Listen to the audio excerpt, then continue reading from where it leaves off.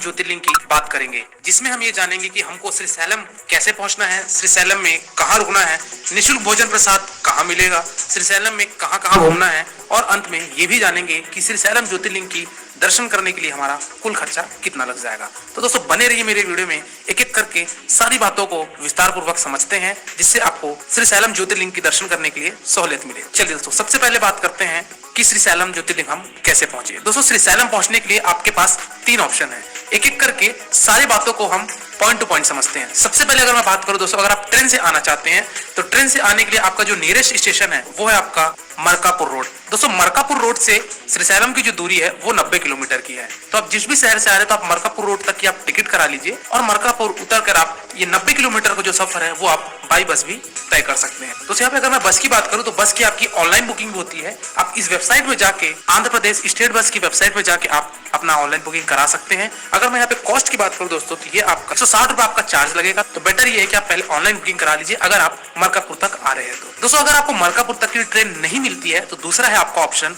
वो है आपका कर्नूल सिटी रेलवे स्टेशन। दोस्तों कर्नूल सिटी से जो श्रीशैलम की दूरी है वो आपकी 180 किलोमीटर की पड़ती है। तो आप कर्नूल सिटी उतरकर वहां से 1.5 किलोमीटर पे है आपका बस स्टैंड, जो कि ऑटो वाला आपको छोड़ देगा 20 रुपए में।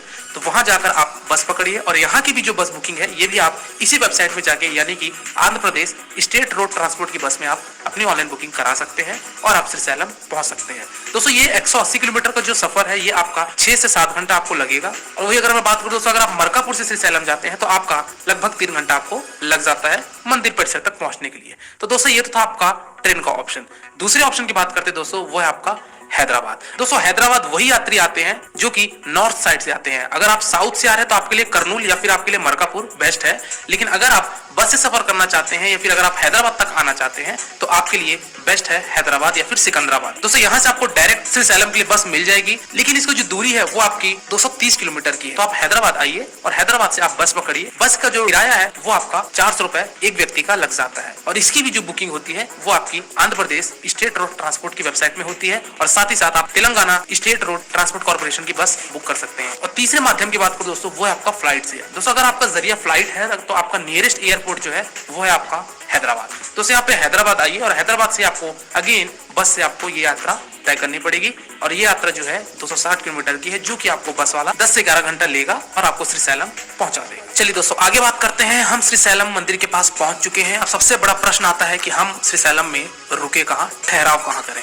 दोस्तों यहाँ पे रुकने के लिए आपके पास 2 ऑप्शन है। पहले ऑप्शन की अगर मैं बात करूं तो वो है आपका श्रीशैलम देवस्थानम की तरफ से ट्रस्ट का रूम आपको दिया जाता है, और मंदिर परिसर के आसपास आपको श्रीशैलम देवस्थानम के ट्रस्ट देखने को मिलेंगे। तो आप वहां जाके स्टे कर सकते हैं। एसी और नॉन एसी दोनों आपको रूम मिल जाएंगे, तो आप जो भी रूम लेना चाहते हैं वो आपको मिल जाएगा। दोस्तों यहाँ पे बात करते हैं कि ये जो जितने भी सदन है, यानी कि जितने भी गेस्ट हाउस हैं ट्रस्ट की तरफ से, इनकी ऑनलाइन बुकिंग होती है। ऑनलाइन कहाँ से होती है दोस्तों, ये आपकी वेबसाइट है, इस वेबसाइट में जाके आप अपनी ऑनलाइन बुकिंग करा सकते हैं। दोस्तों अगर मैं यहाँ पे कॉस्ट की बात करूं तो नॉन एसी का जो कॉस्ट है वो आपका 300 रुपए पर डे का पड़ता है, और वही अगर मैं बात करूं दोस्तों एसी का 1000 रुपए पड़ता है। और इसका जो चेक इन और चेकआउट टाइम है वो 8 बजे से लेके अगली सुबह 8 बजे तक का है। और दूसरा ऑप्शन है दोस्तों आपके पास, वहां पे बनी हुई है आंध्र प्रदेश टूरिज्म की होटल, तो आप उस होटल में जाके भी आप अपना स्टे कर सकते हैं। अगर मैं यहाँ पे कॉस्ट की बात करूं पर डे तो ये आपका 700 रुपए से लेकर 1200 तक का आपको रूम देखने को मिल जाएगा। तो अगर आप ट्रस्ट के रूम में नहीं रुकना चाहते हैं तो आप वहाँ पे आंध्र प्रदेश टूरिज्म की तरफ से बनाई गई होटल पे भी आप जाके स्टे कर सकते हैं। चलिए दोस्तों आगे बात करते हैं कि अब हमको दर्शन करना है। दोस्तों दर्शन करने से पहले हमको और भी कुछ चीजें जाननी ज्यादा जरूरी है, उसके बाद हम दर्शन के लिए बढ़ते हैं। दोस्तों दर्शन करने से पहले सबसे पहली चीज तो है कि आपको लेना पड़ेगा एक एक्सेस कार्ड। एक्सेस कार्ड यानी कि एक प्रकार से यात्रा पर्ची है, तो वो आप यात्रा पर्ची निकलवा लीजिए। यात्रा पर्ची आपको मंदिर के गेट से आपको सामने ही मिलेगा, वहां आप अपनी एक्सेस कार्ड निकलवा लीजिए। यहाँ पे एक्सेस कार्ड 2 प्रकार से होती है। एक तो ये कि अगर आप फ्री दर्शन पास लेते हैं तो आप आराम से नॉर्मल लाइन जो होती है उस लाइन में लग के जितना भी 2 घंटा 4 घंटा 6 घंटा लगेगा उस लाइन में आप लगिए और भोलेनाथ का दर्शन करिए। और दूसरा यहाँ पे आपको एक मिलता है शीघ्र पास दर्शन, यानी कि यहाँ पे एक वीआईपी पास मिलता है जिसका जो कॉस्ट होता है वो 150 रुपए का होता है। अगर आप वीआईपी पास लेते हैं यानी कि शीघ्र पास लेते हैं तो ये आपका आधे से घंटे में दर्शन हो जाएगा भोलेनाथ का। ये आपको ऑनलाइन भी निकल जाएगी, तो आप इसी वेबसाइट में जाके ये दर्शन पास आप ऑनलाइन भी निकलवा सकते हैं। चलिए दोस्तों आगे बात करते हैं कि मंदिर परिसर में आपको मोबाइल, कैमरा, बैग ये सब ले जाना अलाउ नहीं है। तो दोस्तों आपको जहाँ पे दर्शन पास है उसी के बगल में आपको बना है मोबाइल लॉकर, तो वहाँ फ्री लॉकर सर्विस है, तो आप वहाँ अपना मोबाइल रख दीजिए, कैमरे रख दीजिए। वहाँ पे शू काउंटर भी है, तो आप अपने जूते चप्पल भी वहाँ रख दीजिए। और मंदिर परिसर के अंदर हम प्रवेश करते हैं। लाइन में लगते रखते हैं, भोलेनाथ का जाप करते हुए, ओम नमः शिवाय कहते हुए हम आगे बढ़ते हैं। दोस्तों लाइन में चलते चलते आपको नंदी जी का दर्शन करना है, आप नंदी स्वामी का दर्शन करिए और आगे बढ़ते हुए हम गर्भगृह पहुंचते हैं और यहाँ पे हम श्रीशैलम मल्लिकार्जुन ज्योतिर्लिंग का हम दर्शन करते हैं, अपनी मनोकामनाएं मांगते हैं, अपनी विशेष मांगते हैं और हम ओम नमः शिवाय कहते हुए हम मंदिर परिसर से बाहर आते हैं। दोस्तों यहाँ पे थोड़ी सी ये बात कर लेते हैं कि हमको लाइन में कितना समय लगेगा दर्शन करने के लिए। दोस्तों यहाँ पे ये चीज जानने से पहले हम ये समझते हैं कि हमको श्रीशैलम जाना कब चाहिए, सबसे उचित समय कौन सा रहेगा। दोस्तों श्रीशैलम जाने के लिए सबसे बेस्ट समय है वो है आपका विंटर का समय, यानी कि सितंबर अक्टूबर के बाद से आप जनवरी फरवरी तक जाइए, आपको ज्यादा भीड़ देखने को नहीं मिलेगी। लेकिन अगर वही बात करूं किसी पर्व में, यानी कि शिव जी की जैसे महाशिवरात्रि हो गया, सावन का महीना हो गया, तो आपको काफी ज्यादा वहां भीड़ देखने को मिलेगी। तो दोस्तों अगर आप इन पर्व में आते हैं, यानी कि शिवरात्रि हो गई, सावन का महीना हो गया, तो इन सब अगर मंथ में आते हैं तो आपका जो दर्शन में लाइन लगेगा वो आपका 4 घंटे 5 घंटे भी आपको लग जाते हैं। लेकिन अगर वही बात करोगे, अगर आप ऑफ सीजन में आते हैं, यानी कि अगर आप सितंबर अक्टूबर के आसपास आते हैं, तो वहां पे आपको आराम से 1.5 से 2 घंटे में दर्शन हो जाएगा भोलेनाथ का। चलिए दोस्तों इसी के साथ ये भी बात कर लेते हैं कि हमको श्रीशैलम में कितने दिन का स्टे बनाना चाहिए।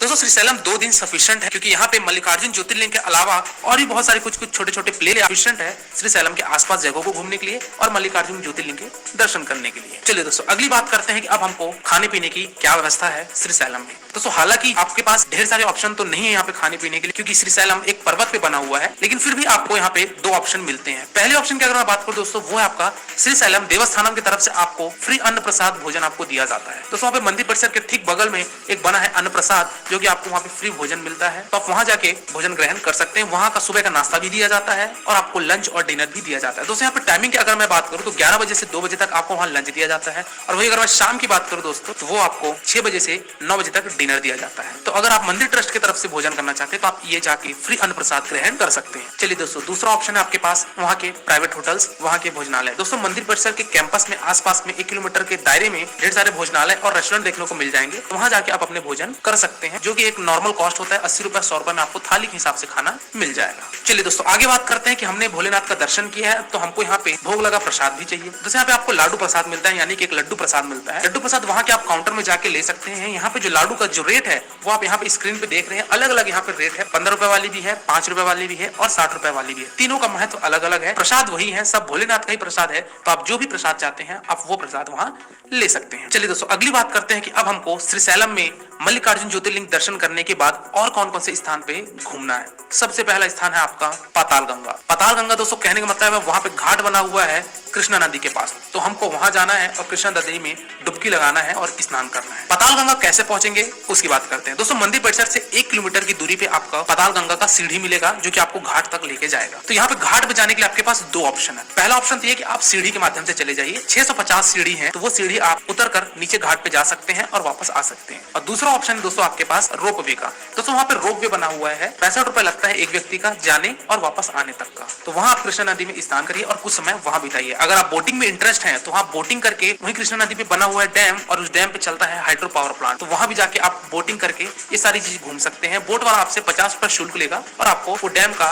नजारा दिखाकर आपको वापस घाट पे लाके छोड़ देगा। चलिए दोस्तों अगले स्थान की बात करते हैं, यानी कि दूसरे स्थान की, वो है आपका साक्षी गणपति मंदिर। दोस्तों मंदिर परिसर से 1 किलोमीटर की दूरी पे बना है आपका साक्षी गणपति मंदिर। यहाँ गणेश जी के दोस्तों आप दर्शन करिए। यहाँ अगर आप दर्शन नहीं करते हैं तो श्रीशैलम मल्लिकार्जुन ज्योतिर्लिंग की दर्शन आपकी अधूरी रह जाती है, ऐसा कहना है लोगों का। तो यहाँ आप जरूर दर्शन करिए। यहाँ पे गणेश भगवान जी की मूर्ति विराजित है, तो आप इनके दर्शन करिए। और बढ़ते हैं हम अगले स्थान की, वो है आपका चेंचू लक्ष्मी म्यूजियम। दोस्तों ये एक प्रकार से म्यूजियम है, संग्रहालय है, जहाँ पे आपको स्वदेशी जनजातियों के जीवन का एक झलक आपको देखने को मिलेगा। तो इस म्यूजियम में भी आप अपना कुछ समय बिताइए, काफी अच्छा आपको नजारा देखने को मिलेगा। तो यहाँ आप रहिए। इसका जो दूरी है वो आपका 1 किलोमीटर है मंदिर परिसर से। चलिए दोस्तों अगले स्थान की बात करते हैं, वो है आपका हटकेश्वर मंदिर। दोस्तों हटकेश्वर मंदिर में शिव जी की प्रतिमा है, तो यहाँ पे आप दर्शन करिए। ये वही मंदिर है दोस्तों जहाँ पे शिव जी ने राक्षस त्रिपुरापुर का वध किया था। तो यहाँ पे आप शिव जी का दर्शन करिए, अपने मत्थे टेकिए। और आगे बढ़ते हैं हम अगले स्थान की, वो है आपका पालधारा पंचधारा। दोस्तों पालधारा पंचधारा नाम से समझ में आ रहा होगा, यहाँ पे एक वाटरफॉल है और यही वाटरफॉल आपका आगे चलकर कृष्णा नदी में मिल जाती है। दोस्तों यहाँ पे आपको पहले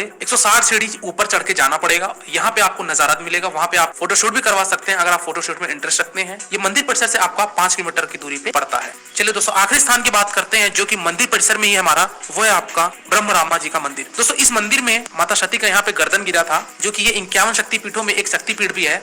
और ये हमारे मल्लिकार्जुन टेम्पल के ठीक पीछे दर्शन करिए, माता जी का दर्शन करिए, मत्थे टेकिए और यहाँ पे आगे बढ़िए। दोस्तों ये कुछ आपके विजिटिंग प्लेस थे जहाँ पे आपको श्रीशैलम को कवर करना है। बात करते दोस्तों कि हमको ये सारे जगह घूमने के लिए हमारा साधन क्या होगा, हमारा माध्यम क्या होगा। दोस्तों आपको वहाँ पे मंदिर परिसर के आसपास बहुत सारे ढेर सारे आपको ऑटो वाले देखने को मिल जाएंगे। ऑटो वाला आपका 150 रुपए 200 रुपए आपका लेते हैं एक व्यक्ति का, और इन सारे जगह हाई फाई रहता है तो आप थोड़ी बहुत बार्गेनिंग कराकर इन सारे मंदिर को आप घूम सकते हैं, जो कि आपका 150 से 200 रुपए पर व्यक्ति लेते हैं। चलिए दोस्तों लास्ट बात करते हैं कि हमको श्रीशैलम यात्रा का कुल खर्चा कितना आ जाएगा। दोस्तों अगर आप 2 दिन का स्टे बनाते हैं और अगर आप ट्रस्ट के रूम में रुकते हैं और अन्न प्रसाद में भोजन ग्रहण करते हैं तो आपका एक व्यक्ति का जो किराया है दोस्तों वो आपका 1500 से 2000 रुपए आपका लगभग पड़ जाएगा, जो कि पूरे श्रीशैलम को घूमने के लिए पर्याप्त है। दोस्तों इस फेयर में मैंने आपके बस की टिकट को इंक्लूड किया है। 2000 रुपए आपके लिए सफिशिएंट है पूरे मल्लिकार्जुन घूमने के लिए। यहाँ पे आप ट्रेन और अपने फ्लाइट की टिकट को अलग से ऐड कर लीजिएगा। तो दोस्तों ये था श्रीशैलम ट्रिप का पूरा